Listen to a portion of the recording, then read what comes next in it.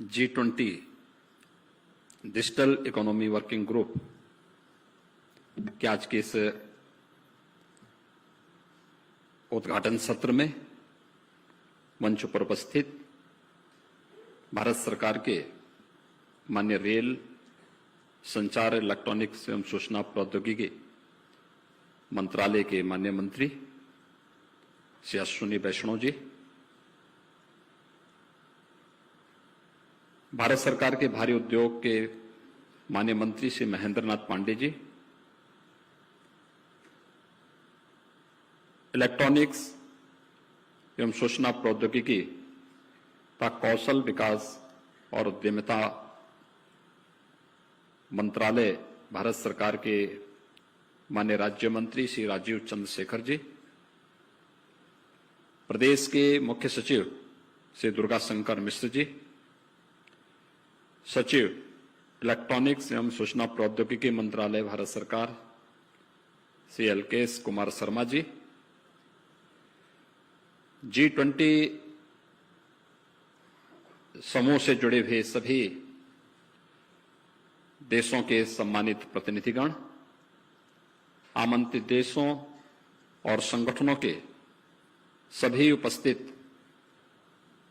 प्रतिनिधिगण, उपस्थित मीडिया के मित्रों, भारत के हृदय स्थल उत्तर प्रदेश की राजधानी लखनऊ में मैं आप सबका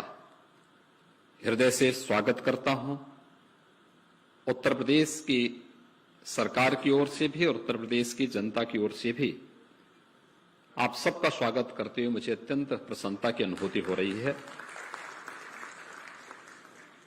भारत की आबादी की दृष्टि से उत्तर प्रदेश सबसे बड़ा राज्य है। 25 करोड़ की आबादी इस राज्य में निवास करती है। यह भारत की आध्यात्मिक और सांस्कृतिक विरासत का प्रतिनिधित्व भी करता है। भारत की सबसे उर्वरा भूमि भी उत्तर प्रदेश के अंदर है। भारत की कुल कृषि योग्य भूमि में से 11% भूमि उत्तर प्रदेश के पास है, लेकिन इसमें 20% खाद्यान्न उत्पादन उत्तर प्रदेश करता है। भारत का सबसे अच्छा जल संसाधन भी उत्तर प्रदेश के पास है।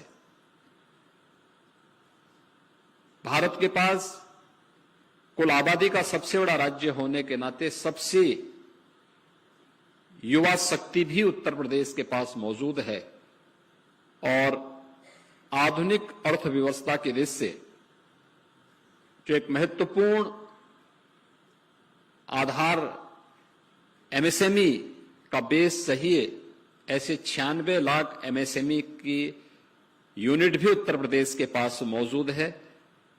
भारत के एक ऐसे राज्य की राजधानी लखनऊ में, जो अपनी पौराणिक और ऐतिहासिक पृष्ठभूमि के रूप में जाना जाता है, G20 समूह से जुड़े हुए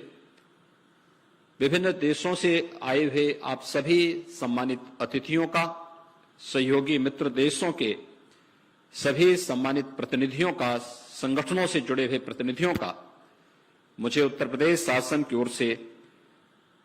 यहां पर स्वागत करते हुए प्रसन्नता की अनुभूति हो रही है। मैं इस अवसर पर आप सबका हृदय से स्वागत और अभिनंदन करता हूं। यह हमारे देश के लिए एक सौभाग्य का क्षण है कि जब हमारे देश भारत ने अपनी आजादी के अमृत काल के प्रथम वर्ष में प्रवेश किया है, तब दुनिया के इन सभी प्रतिष्ठित 20 देशों के समूहों की अध्यक्षता 1 वर्ष तक भारत के नेतृत्व में भारत के यशस्वी प्रधानमंत्री आदरणीय श्री नरेंद्र मोदी जी के नेतृत्व में ये सभी कार्यक्रम का एक अवसर भारत को प्राप्त हुआ है। हम सब जानते हैं पिछले 9 वर्ष के अंदर वैश्विक मंच पर भारत की प्रतिष्ठा को आगे बढ़ाने और दुनिया के हर एक उस अवसर पर जब भी दुनिया को एक नई दिशा देने की बात रही हो, वह प्रधानमंत्री मोदी जी ने दुनिया के देशों के सभी नेतृत्व के साथ मिलकर के समाधान की ओर से बढ़ाने में अपनी बड़ी भूमिका का निर्वहन किया है। आज आदरणीय प्रधानमंत्री मोदी जी के मार्गदर्शन में उत्तर प्रदेश सरकार गवर्नेंस के विभिन्न आयामों में अत्याधुनिक तकनीक और डिजिटाइजेशन को अपनाकर प्रदेश की एक बड़ी आबादी को अपनी सुविधा उपलब्ध करवाने का कार्य कर रही है। हम सब जानते हैं कि उत्तर प्रदेश भारत की आबादी की जितनी बड़ी आबादी का प्रतिनिधित्व कर रहा है, वह भारत की कुल आबादी का लगभग हर छठा व्यक्ति उत्तर प्रदेश में निवास करता है। तकनीक का उपयोग करते हुए हम लोग इतनी बड़ी आबादी के साथ में पूरी पारदर्शी तरीके से कार्य कर रहे हैं और तकनीक का लाभ किस रूप में प्रदेश के वासियों को प्राप्त हो रहा है, यह देश की सबसे बड़ी खाद्यान्न योजना पब्लिक डिस्ट्रीब्यूशन सिस्टम के माध्यम से उत्तर प्रदेश के अंदर देखी जा सकती है। उत्तर प्रदेश के अंदर 80,000 फेयर प्राइस शॉप्स हैं। अक्सर एक बात की शिकायत होती थी आज से 6 वर्ष पहले कि इसमें खाद्यान्न गरीबों को नहीं मिल पाता है, लेकिन हम लोगों ने जब उसमें ई-पॉस मशीन लगाई,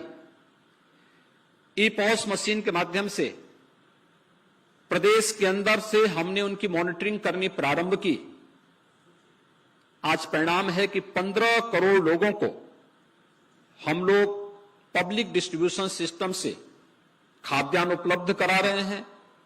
और तकनीक का उपयोग कराने के बाद 1200 करोड़ रुपए की सालाना बचत भी प्रदेश को इसके माध्यम से हुई है। इसी प्रकार से जीवन के अन्य अनेक क्षेत्रों में भी हम लोगों ने इन कार्यक्रमों को आगे बढ़ाने का कार्य किया है। खासतौर पर प्रदेश के विभिन्न क्षेत्रों में जो कुछ भी आज परिवर्तन हम सबको देखने को मिलते हैं, वह तकनीक के बेहतर उपयोग के माध्यम से हम सब देख सकते हैं। खासतौर पर इस सदी की सबसे बड़ी महामारी के दौरान, कोविड-19 के दौरान प्रदेश के अंदर हम लोगों ने अब तक 40 करोड़ वैक्सीन की डोजेस प्रदेश के नागरिकों को उपलब्ध करवाने में सफलता प्राप्त की। प्रदेश के अंदर 6.25 करोड़ कोविड टेस्ट कराने में भी हमने सफलता प्राप्त की। प्रदेश के अंदर इस प्लेटफॉर्म का उपयोग करते हुए आज व्यापक परिवर्तन करने के कार्य हो रहे हैं और आज उसका परिणाम है कि देश की 25 करोड़ की आबादी के सबसे बड़े प्रदेश में हर ओर वह परिवर्तन हम सबको देखने को प्राप्त हो रहा है। मित्रों, डिजिटल तकनीक आज की आवश्यकता है। इसके माध्यम से हम एक पारदर्शी व्यवस्था के साथ ही प्रत्येक नागरिक के जीवन में व्यापक परिवर्तन लाने का काम भी कर सकते हैं और भारत ने पिछले 9 वर्ष के दौरान जिस तेजी से इस क्षेत्र में न केवल परिवर्तन लाया है बल्कि 140 करोड़ की आबादी के जीवन में व्यापक परिवर्तन करने का कार्य किया है, वह दुनिया के उन तमाम देशों के लिए एक उदाहरण हो सकता है। अगर उत्तर प्रदेश के अंदर ही हम देखें तो 2 करोड़ 60 लाख किसानों को प्रधानमंत्री किसान सम्मान निधि का लाभ, 1 करोड़ उन लोगों को जो निराश्रित महिलाएं थी, वृद्धावस्था में निराश्रित वृद्धजन थे या दिव्यांगजन थे, उनको पेंशन की सुविधा का लाभ हम लोग इस तकनीक के माध्यम डीबीटी के माध्यम से उन्हें उपलब्ध करवाने का कार्य कर रहे हैं।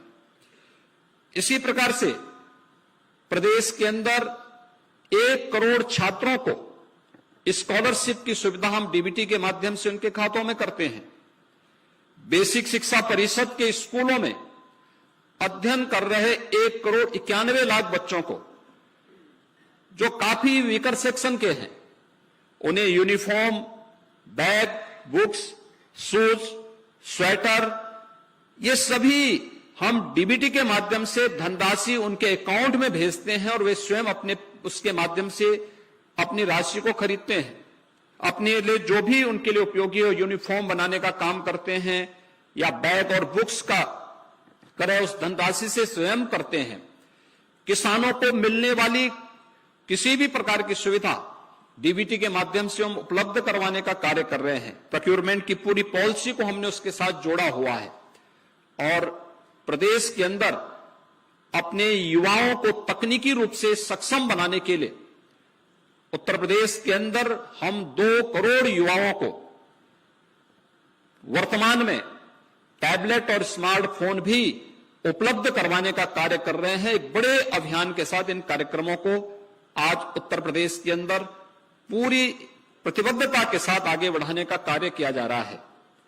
आज प्रदेश के अंदर ई ऑफिस की प्रणाली लागू होने का परिणाम है कि उत्तर प्रदेश की कार्य प्रणाली में पूरी पारदर्शिता आई है। प्रदेश न केवल अब कृषि और अपने जल संसाधन के लिए और युवा शक्ति के लिए, बल्कि एक नई अर्थव्यवस्था के रूप में वैश्विक जगत में भी हम सबके सामने देखने को मिल रही है। आपने देखा होगा अभी 10 फरवरी से 12 फरवरी के बीच उत्तर प्रदेश ने अपना ग्लोबल इन्वेस्टर समिट का आयोजन किया था। इन्वेस्टर समिट से वैश्विक व्यापारिक समुदाय से 40 देशों के प्रतिनिधियों ने उसमें प्रतिभाग किया था और उस पूरे आयोजन के दौरान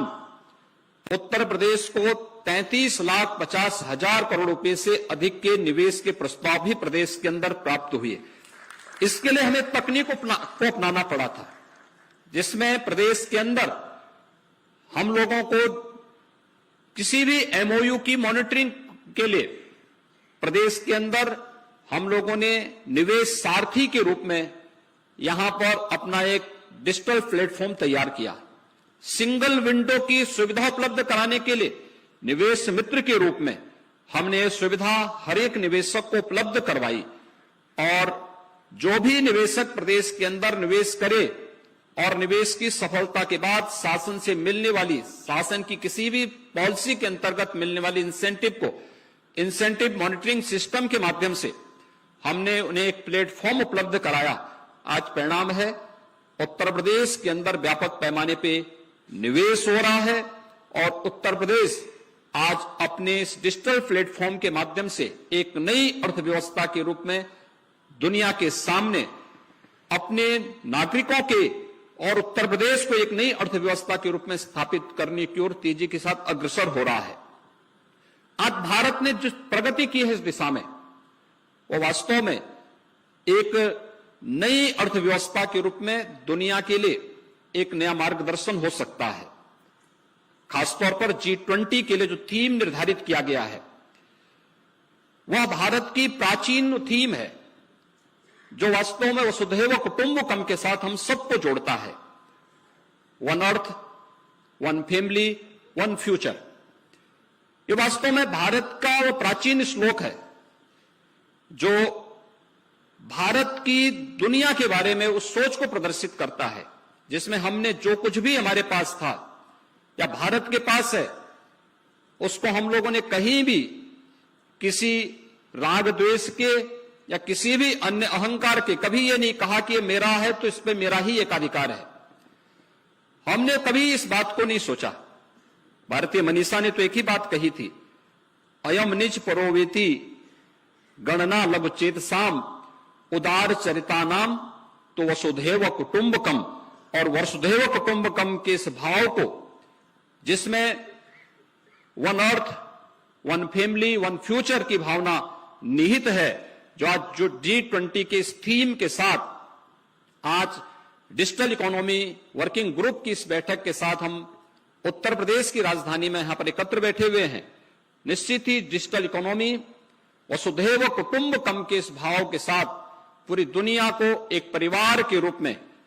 आगे बढ़ाने में मदद कर सकती है, उनके जीवन में और मानवता के जीवन में व्यापक कल्याण का भाव लेकर के आगे बढ़ सकती है। मुझे पूरा विश्वास है कि G20 वर्किंग ग्रुप की यह बैठक उत्तर प्रदेश की राजधानी लखनऊ में आप सभी आए हैं, कुछ नए मुद्दों को लेकर के आगे बढ़ेगी और मानवता के कल्याण के मार्ग को प्रशस्त करते हुए आप सभी एक नई दिशा देने का कार्य करेंगे। आज के इस अवसर पर आप सब ने उत्तर प्रदेश की राजधानी में डिजिटल इकोनॉमिक ग्रुप की इस प्रथम बैठक में उपस्थित होकर के उत्तर प्रदेश के कार्यक्रम को आगे बढ़ाने में अपनी मदद की, क्योंकि ये लगातार 5 दिनों के 2 इवेंट 5 दिनों के अंदर उत्तर प्रदेश के अंदर संपन्न हो रहे हैं। मैं इसके लिए आदरणीय प्रधानमंत्री जी का, केंद्रीय मंत्री माननीय श्री अश्विनी वैष्णव जी का और उनकी पूरी टीम का हृदय से आभार व्यक्त करता हूं। आप सबका मैं हृदय से यहां पर स्वागत करता हूं, अभिनंदन करता हूं और मुझे पूरा विश्वास है कि G20 डिजिटल इकोनॉमिक ग्रुप की यह बैठक निश्चित ही देश को और दुनिया को एक नई दिशा देने का कार्य करेगा। इस पूरे अभियान की प्रति मेरी शुभकामनाएं हैं। धन्यवाद। जय हिंद।